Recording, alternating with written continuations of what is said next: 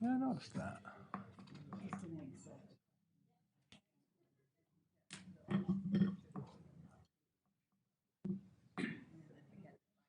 Okay. Luis is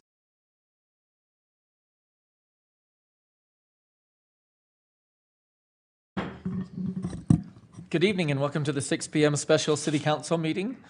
Today is Tuesday, September 14th, 2021. Let the roll call reflect that all council members are present, with Councilmember Lopez joining us electronically, and Councilmember Nadolski has asked to be excused.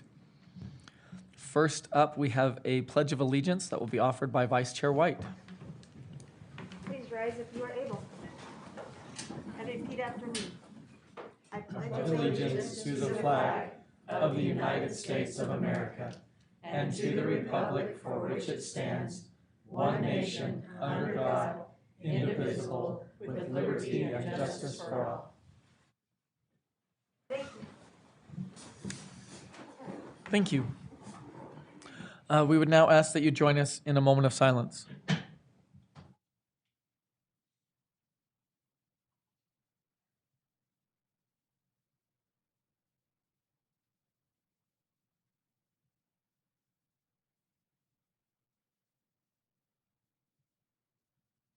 Thank you. First up, we have a recognition for Hispanic Heritage Month, and this will be a special one. We'll have Councilmember Lopez and Councilmember Chiburka tag team this. So we'll turn the time over to Councilmember Lopez. Thank you, Chair. I'm just adjusting my lights here because it started getting dark. So give me just 1 second here.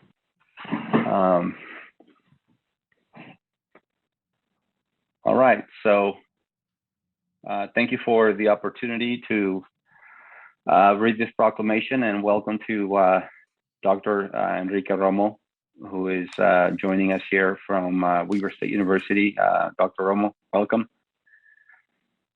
And thank you for having us, for having me. Thank you.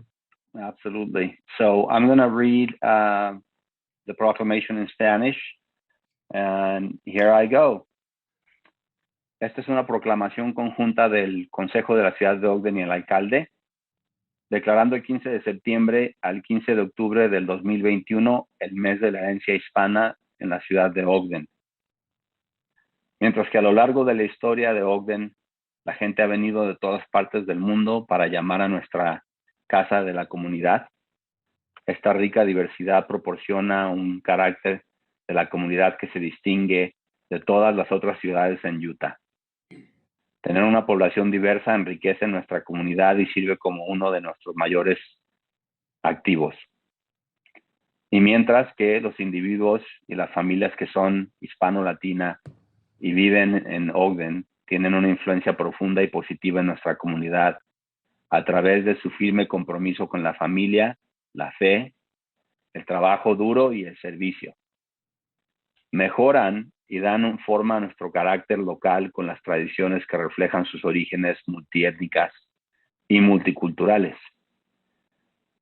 Y mientras que los hispanos y latinos de Ogden fortalecen nuestra comunidad y traen mucha promesa a nuestro futuro a través de sus contribuciones culturales, sociales, económicas y de caridad significativas, el mes de la Hispanidad celebra las historias, culturas y contribuciones de los residentes cuyos antepasados vinieron de México, Centro, Sudamérica, España y el Caribe. Y mientras que en el año 1968 el Congreso de Estados Unidos y el presidente Lyndon B. Johnson aprobaron la primera resolución para celebrar la Semana de la Herencia Hispana, más tarde fue ampliado por el presidente Ronald Reagan para incluir una celebración de un mes, del 15 de septiembre al 15 de octubre. Estas fechas fueron seleccionadas para coincidir con el Día de la Independencia de 8 países: Costa Rica, El Salvador, Guatemala, Honduras, Nicaragua, México, Chile y Belice. Y mientras que este mes conmemorativo rinde homenaje a la influencia y el impacto de los hispanos y latinos en todas las esferas de la sociedad, conmemorando el mes de la hispanidad, nos da a cada uno la oportunidad de enorgullecernos de estas raíces y ayudar a promover la rica diversidad que estos cultivos tienen que ofrecer. Por lo tanto, el Ayuntamiento de Ogden y el alcalde Michael P. Caldwell presentan esta proclamación del 15 de septiembre al 15 de octubre, el mes de la herencia hispana, en la ciudad de Ogden. Presentamos o expresamos nuestra sincera gratitud y reconocimiento al doctor Enrique Romo y a la Oficina de Acceso y Diversidad de Weber State University y a todos los demás dentro de nuestra comunidad que están trabajando para abrazar culturas hispano-latinas y mejorar la integración de los inmigrantes. Thank you very much.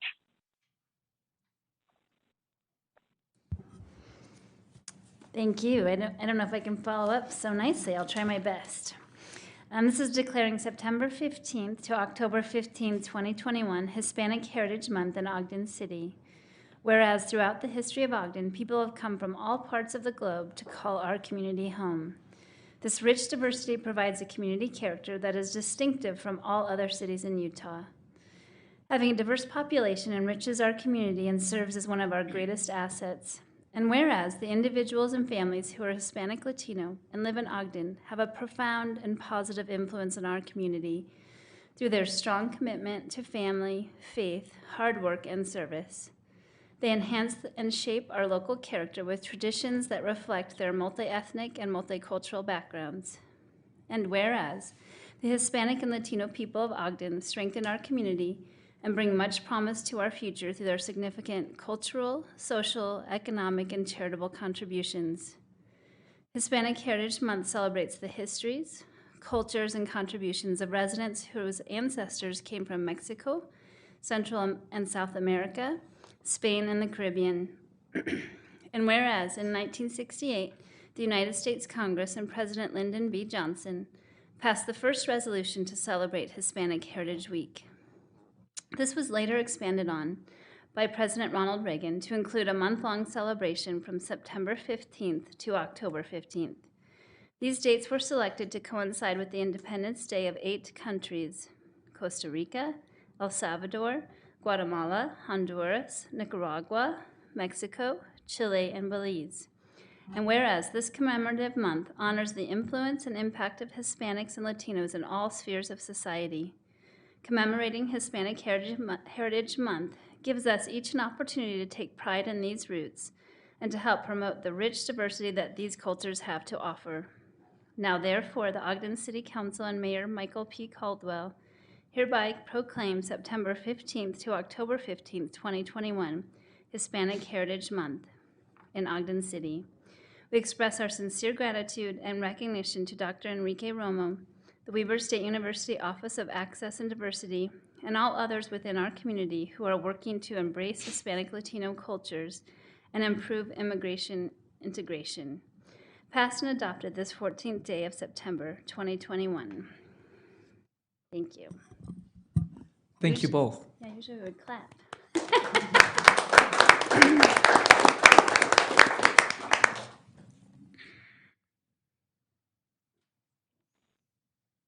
Is it my turn? Well, let us go ahead and take the motion first. I thought somebody would like to give a motion. Oh, yes, I apologize. I make a motion to pass this resolution. I'll second. Thank you. We have a motion by Councilmember Chaburka and a second by Councilmember Heyer to adopt this joint proclamation. This is a voice vote. All in favor? Aye. Any opposed? Okay, that passes. And we do have Dr. Enrique Romo with us here tonight, so thank you, and we'd love to hear from you.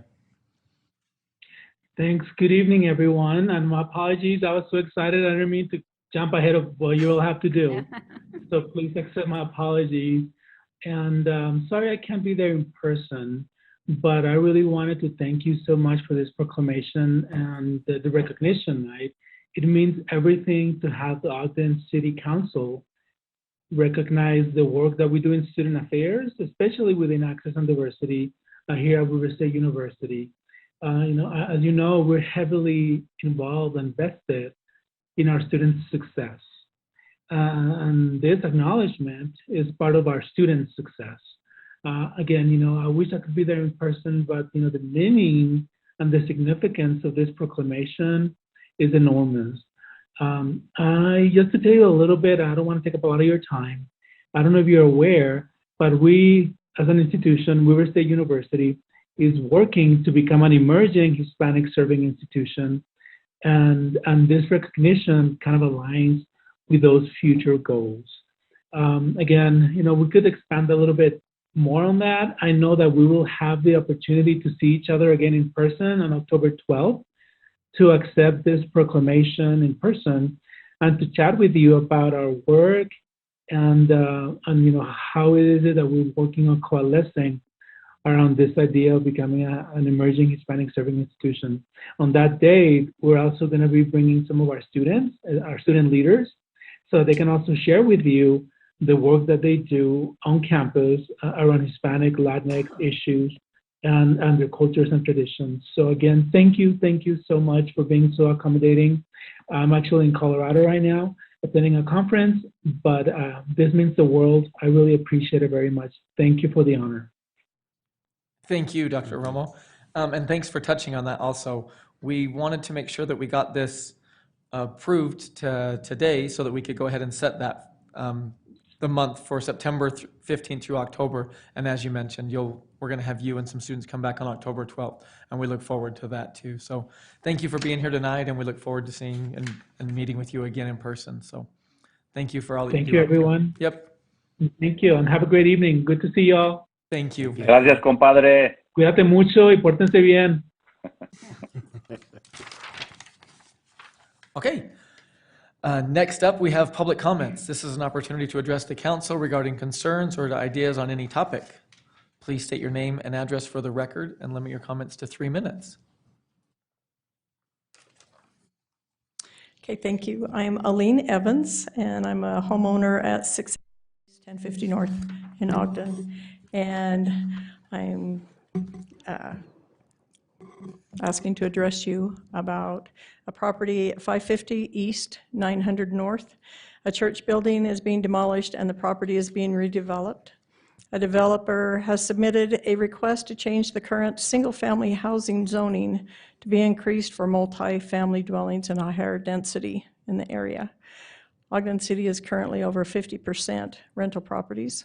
900 North is the access to a high-density mobile home park. The traffic onto Washington Boulevard at 900 North is extremely congested, hazardous, and deadly currently. Rental apartment complexes do not increase neighborhood home values, nor do they create pride of ownership. Transitional housing does not build stability in a neighborhood. Crime rates are higher, and rental properties and disproportionate fees for law enforcement, fire, and other services are a concern. Absentee landlords/owners are not always invested in the maintenance and care and well-being and beauty of their rentals and influence in the neighborhood. Ogden has recently experienced a huge increase of apartment complexes and high density throughout the city. This is a great concern for the single-family home owner. The Planning Commission, City Council, and administration should not feel obligated to change zoning regulations for developers to make more money at the expense of the homeowners and those in the area that have a vested interest in their neighborhoods and for what could be a future improvement. We could use nice affordable homes, patio homes in the area, but not apartment complexes. It's a great concern for us. Ogden City no longer has long-range planning as in the past. In the past, a larger vision would have been looked at for development such as this. A planning commission would have had a larger picture for their decision-making. The planning department would have considered the full impact of a particular project in a development. The deeper investigation to codes submitted for the plans could possibly have allowed these apartment complexes around town to have safer, more appealing setbacks, like the one on Wall Avenue that's right on the sidewalk. That's going to be really difficult. The north end of town has many existing multifamily dwellings. The area has high density. The Care Apartments is a very large complex. There are new complexes on North Harrisville Road and approximately 455 East 2nd Street. all of the city's multiple mobile home parks are all north of 12th Street. So it's a really high-density area, and so for changing a zone to allow for higher density without taking really deep consideration for the existing homeowners in the area is what our concern is. Thank you. Thank you. Chair, it might be well to mention Mrs. Evans was a Ogden City employee till recently when she retired. I'm Judy Lewis. I live at 640 East North, and it is I who call all of you council members with my concerns, and hopefully you got my message. I heard back from 2 of you, which I appreciated very much hearing from. But I'm agreement with several of us that are here today that we do not need our zoning changed to accommodate a high-rise apartment building at 900 North Street. I have lived on our home for 62 years at that address. When we first moved into that home, it was an incorporated area where we was paying $150 for each one of our homes that was being built for Pineview water to be brought in our backyard, which we never did get. It only got far as Washington or Monroe Boulevard.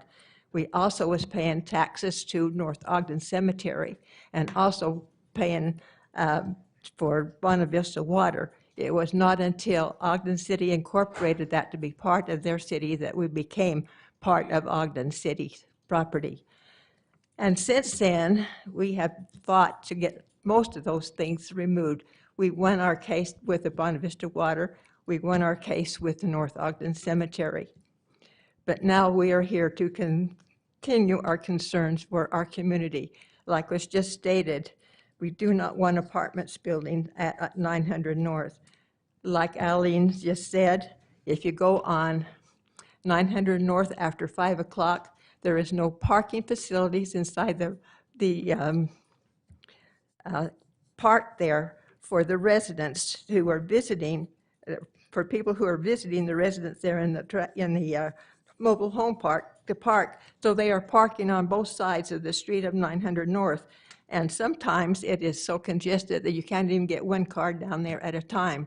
And this here building would only just increase that use of 900 North. And so we are very, very concerned. And so I am asking you if you would consider not voting for the change in the current zone that is being presented to you. Thank you for your time.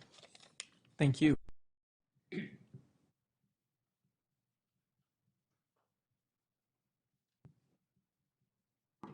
Okay. Any other public comments? Please. Well, my name is Russell, 661 East, 925 North. I agree with everything that my neighbors here have said. The one concern that I have is the school. Putting a high-rise apartment complex in there overloads the elementary school that my son and my grandchildren go to. Thank you. Thank you.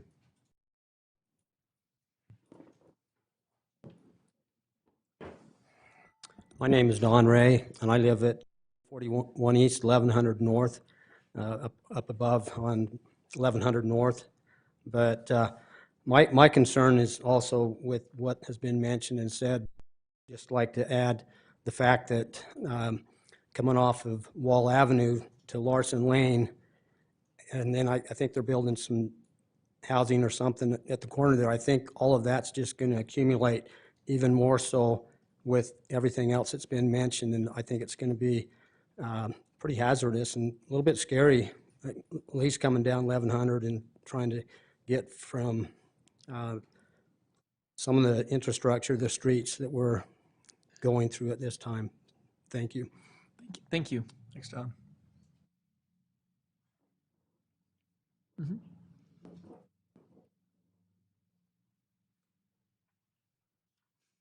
Good evening, ladies and gentlemen of the Ogden City Council. I'd like to take the time to say thank you for serving your community. I know you have a lot of tough decisions. You do a hell of a job, okay? Now that's out of the way. like these people and these folks said, okay?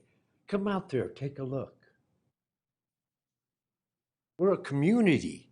We're building.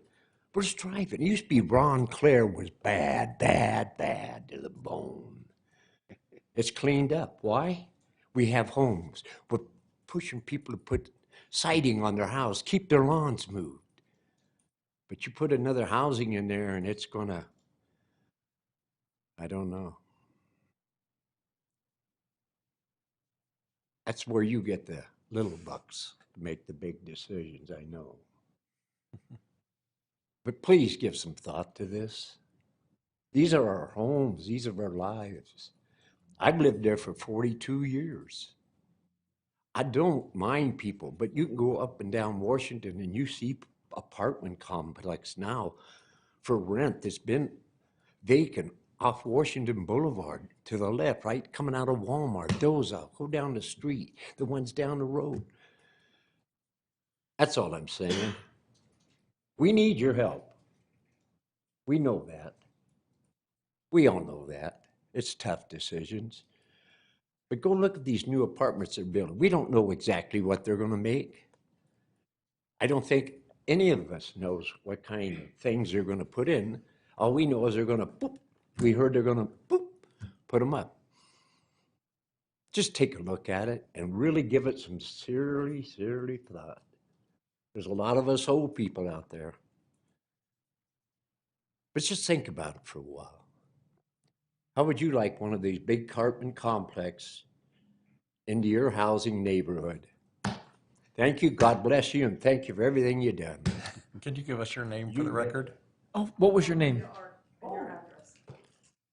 I'm an escape convict. No, my name is Donald C. Hughes. I've lived here in Ogden now for 42 years. Thanks. This Tom. is my community. I love it. Thank you. Thank you. And thanks for your service.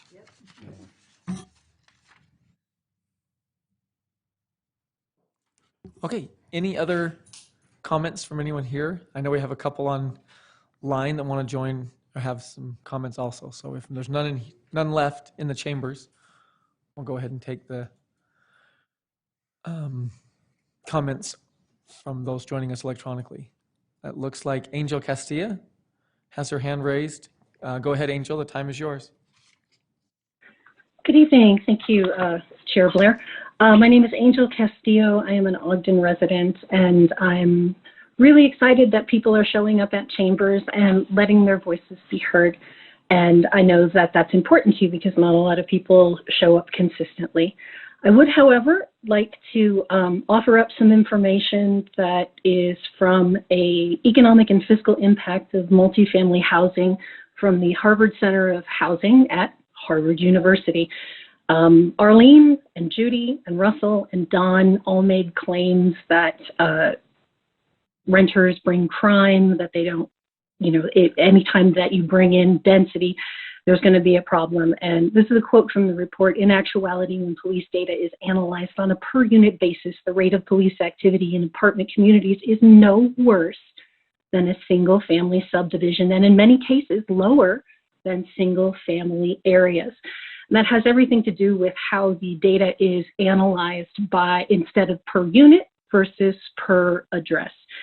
And the report also goes on to say how renters are invested in the community.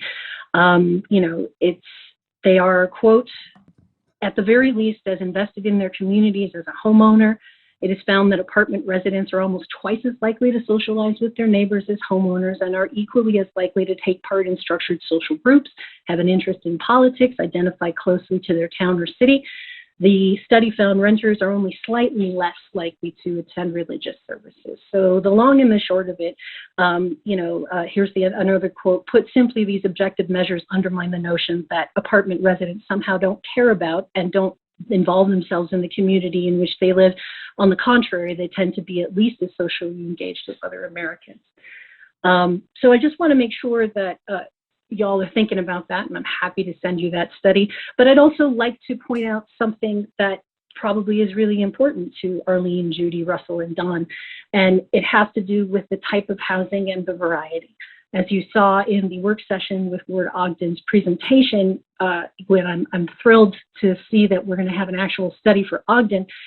I mean, if you want to buy, the median home price here is increased by 33%, and it's $324,000. So you need to change some of the zoning to allow for smaller units for purchase, both single-family homes and condos and duplexes, and have a plan. You don't just put super high density in an area, you filter it throughout the city. And I think we really need to stop being reactive, start being proactive, and start looking at these things of providing different housing options, both for renting and for buying, with our zoning and supporting that.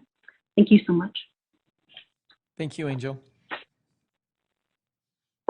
Okay.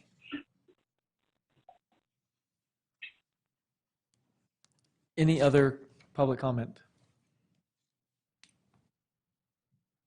Seeing none, thank you to everyone that participated in public comments tonight. And moving on to comments from the administration. Thank you. It was fun to hear the public comment, and I think it's the first time in my 20 years of coming to council meeting anyone's ever said bad to the bone in a council meeting. I like that. I just wanted to say while Aline is here, how much we enjoyed her and her many years of service here at the city. She was amazing, did an amazing job, and we really haven't had an opportunity in a public format to say thank you, so we say thanks. That's all I have tonight. Okay. Comments from council members? I have, I'd like to make a few comments. I do enjoy the presentations of our public today. I think you outlined your situations very well. And whenever I look at a project, I look at the programs coming, and the question I ask myself, is it a benefit to the community? Most important of all, is it a benefit to the neighborhood? And the third one is, will it stabilize and strengthen the neighborhood? And I think those are the three elements that we need to look at and consider. So I appreciate the comments here. I've received several emails on the question of wearing a mask and the mask mandate. And I wondered if it would be possible for Mark, if you would maybe comment of what programs we have both for the city and coming into our buildings. I know we don't have a mask mandate. The other thing is that I have a hard time understanding that we can dictate to the school district of what programs they should administer. But I'll wait for the comments along those lines there. The mask mandate, the only thing we can make a mask mandate is in our own buildings. We've been talking about it, and we've chosen not to this point. We've encouraged those who are unvaccinated to wear masks when they're in the building. As far as telling the school districts what they can or can't do, there's a law that's been passed by the legislature earlier in the year that prohibits anyone from doing that, with the exception of the health department can declare a health emergency mandate, and these commissioners have the right to determine whether they agree with it or not and whether it'll stay. So as we review the law, we see nothing in there that gives the city any authority over anything other than our own buildings. I appreciate that, Mark. Chair, I want to thank these good folks that have come tonight. I appreciate their comments. They are people from Municipal District 2. They're my folks, so I appreciate them coming forward. This is an issue that I think tends to be, it's nuanced, let's put it that way. I think it is, Angel cited some studies, and you can find a study that will tell you about anything. Real life practical experience teaches you some other things, and I think these people are noting what is current and what is on the ground in Municipal District 2, and is very relevant to that area. And so I hope that you, as my colleagues, will listen closely to their concerns, as you don't live there and probably don't experience the same type of community flavor as they do. So I just say that. Thank you. Any other public comments? Or, any other comments from council members? I was just gonna, sorry, go ahead if you want. I was just gonna say, I had the opportunity Saturday to attend the 9/11 memorial out at the fairgrounds. It was wonderfully done. It was very neat to see so many people from not only our community, but from Weber County as a whole. The parking lot was full. We walked through and every room was full. Every booth had people at it. It was really neat. It was neat to see how many children were there learning about it and wanting to know and getting to know more about that. And the sense of pride and patriotism that it provided for everyone there. So I just want to thank all those that put that on, for the opportunity we had as a community to attend it and to learn from that. And so it was just a wonderful event and a wonderful time. So did you have something?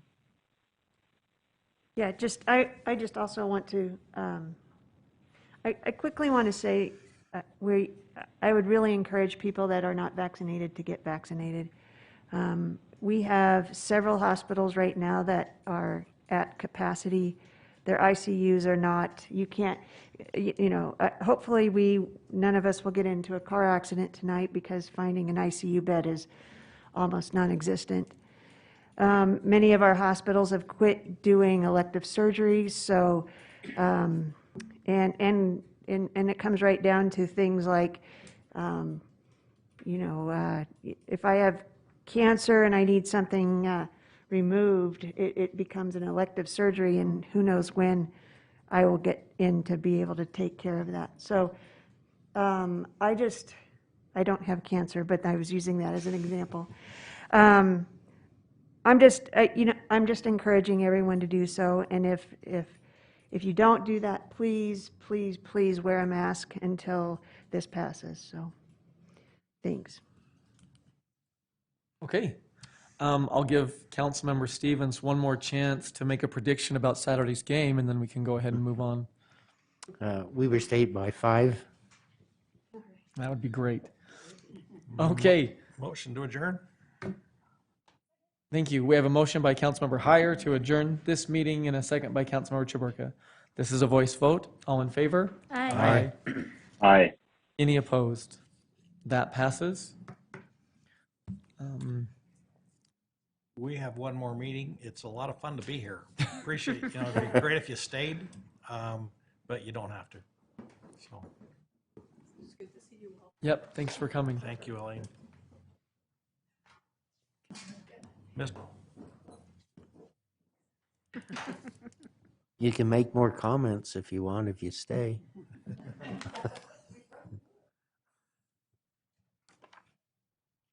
Okay.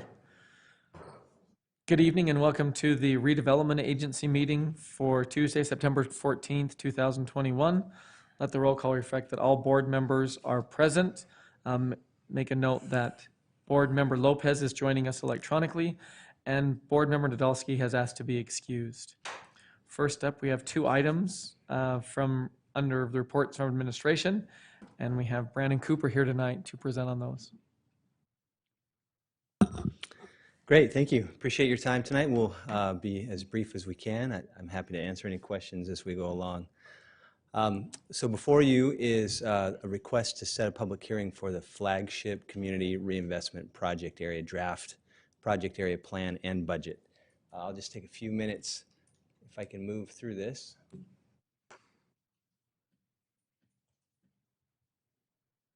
There we go. As we discussed previously in a work session, the purpose of this project area is to support the growth of Amer Sports in our community. As you know, they have a headquarter location that was established in 2007 out at the American Center. And they approached us in 2018 to request some facilitation and support for an expansion of a distribution center out in BDO. As you recall, or some of you may recall, in 2018 we approached the board and discussed this in concept, and now we're back to formally establish the actual project area for the incentive. So I'll just take a minute to discuss the terms of the plan and answer any questions.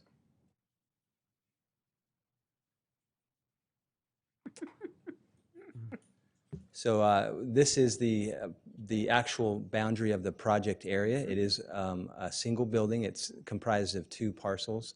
So it's not usual in the case of establishing these in the past, but this is the building they're occupying, so it would not encompass anything outside of that yellow line. We looked at a budget of how this might take place and what would be contributory to the budget, and at this point we're proposing in the draft plan the use of personal property tax and real property tax. The distribution center would be about a 480,000 square foot building, 100 to 155 jobs, and the significant contribution would come in the form of equipment for the building, about a $30 million anticipated expenditure over a 10-year period. In addition to the occupants, the build out of the interior of the building and the ongoing future valuation, we anticipate this to be a $36 to $50 million investment over the 10-year period. That would bring those jobs, not to mention the jobs that it takes to stand up that kind of a production inside of the building. So we believe there is significant public benefit, even though it is a small project area. As you probably know, Amer has been a catalytic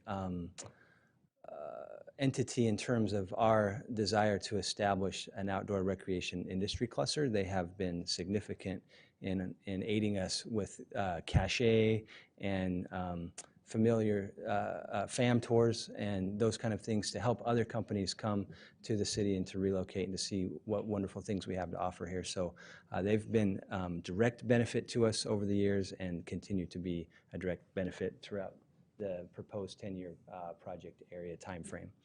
So here's some of the numbers. That single area in that yellow box that I just showed you has a value currently of about $20 million. After the project expenditures that we anticipate from Amer, we anticipate that the added valuation would be up to $50 million. So that's where the incremental value happens between the 20 and the 50.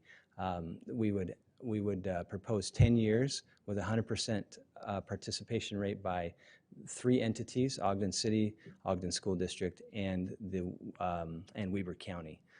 You can see that those would be maximum contributions from those entities. We've approached both the school district and the county, and they have both approved interlocal agreements with those amounts. So those interlocal agreements are approved and subject to the final approval of the project area plan and budget by the RDA board.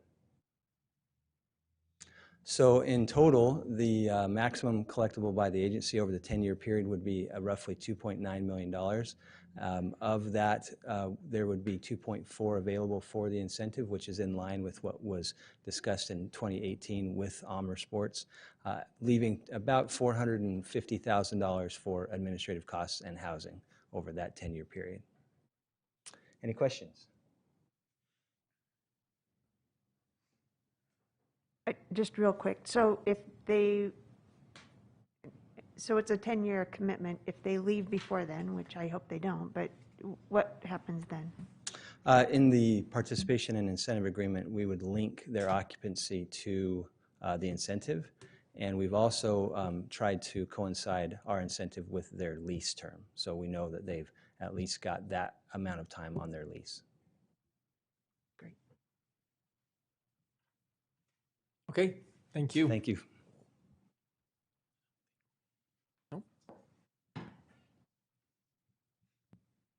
Any discussion, or if not, I'll entertain a motion.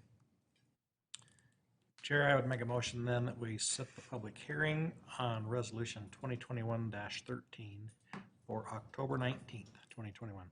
I second it. Thank you. We have a motion. We have a motion for proposed resolution 2021-13 to set the public hearing for October 19th, 2021 by Board Member Heyer and a second by Board Member Stevens. This is a voice vote. All in favor? Aye. Any opposed? That passes. Thank you. And then we have Brandon Cooper again for the Recreation Center naming rights agreement. Yes, this is an associated action regarding the naming rights for the Solomon Center, which is the rec center over at the Junction. In 2007, when Amer Sports came to the city, it was negotiated then that naming rights would be given to them for that facility. In that agreement, it allows them some extension rights, and so this request is to continue that naming right on their behalf for the Solomon Center. It would go through another 2034 would be the extended term, so that would essentially maintain the name that's currently there. If Amer Sports, to your question, terminates their occupancy in the city, then that naming right would also terminate. And then it doesn't preclude any other signage that could happen on the building. As you know, the redevelopment agency owns the building, and there's other tenants in that building, so other signage can take place there as well. And if there's any conduct that is engaged by Amer that is not conducive to our standards and principles, then that naming right can be revoked as well. So it's pretty straightforward. It would maintain the benefit that we've held over all of these years to have such a prominent name associated with one of our buildings, and it would maintain the benefit that they receive to have their brand out there in the community. Brandon, are they paying any value or money for the naming rights? How does that work? We're not proposing that now. The consideration initially was their relocation to the city. So that was part of the bargaining that took place when they moved their North American headquarters to the Amer building. And so we felt that it was important to maintain that relationship as the expansion takes place. Okay. Thank you. Thank you.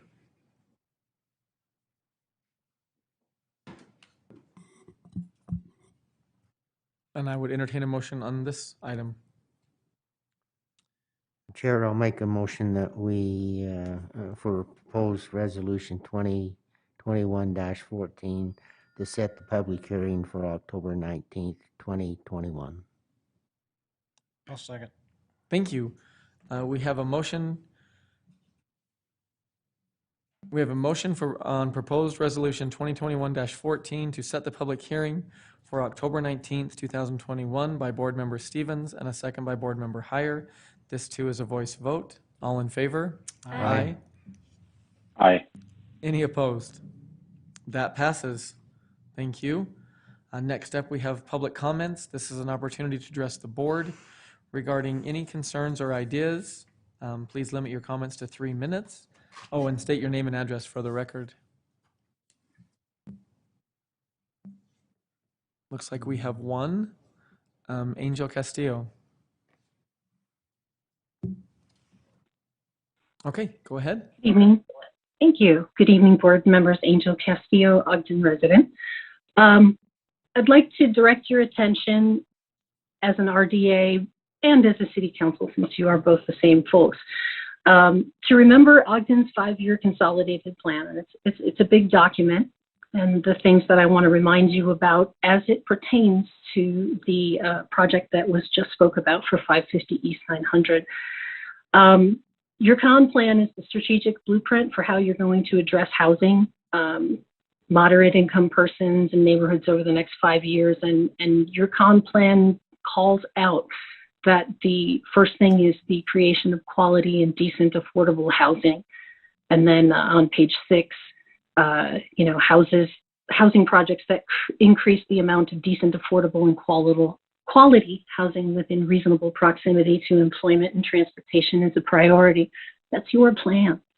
That's your goals and your responsibilities as you're driving things down. And while I appreciate the comment that council member and board member Heyer made with regards to you can find a study about anything, I encourage you to question the authority and origin. And Harvard and MIT CoLab is one of the nation's leading voices on how to create affordability and move people through cities. So I think you should always consider that. And then I'd also like you to consider, back when Imagine Jefferson up a really good point in the work session about how you think that you served everybody and then all of a sudden a bunch of people show up. That's a key process. Not a lot of people understand how it works. And you might want to consider on your notice in an explanation of the project that you need people to show up prior to. A lot of folks see those notices and think, oh, this is when it's going to be talked about, so then I'm going to show up and I'm going to have my voice heard.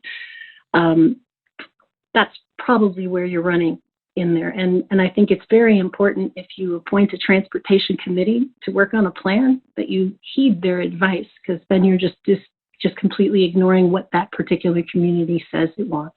Thank you. Thank you. Looks like we have another hand raised. Go ahead, Heath Sato, the time is yours. Hi, Heath Sato, Ogden resident.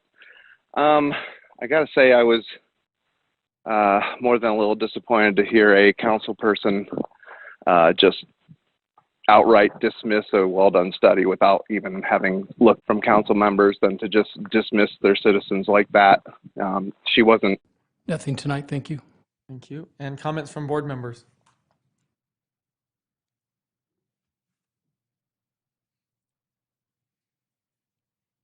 Okay, then I will entertain a motion. Motion to adjourn. Second. There we go. Thank you. We have a motion by board member Heyer and a second by board member Chaburka to adjourn this meeting. This is a voice vote. All in favor? Aye. Aye. Any opposed? That passes. Thank you.